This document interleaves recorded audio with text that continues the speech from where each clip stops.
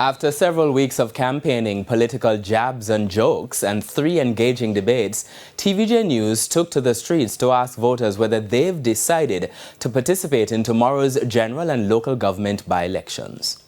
I understand, so the debate did not make much.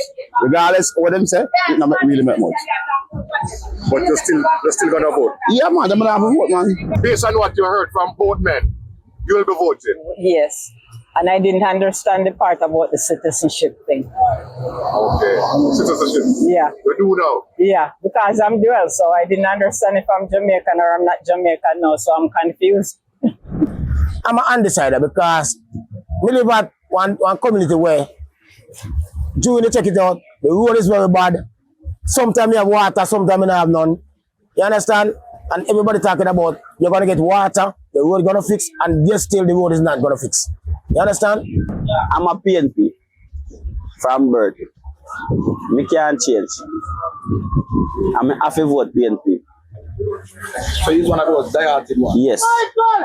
Me not go change. For no reason at all. So if me ever get road or water, me still not go change.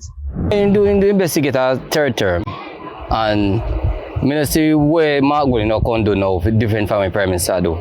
If you get this country where he's saying want to go.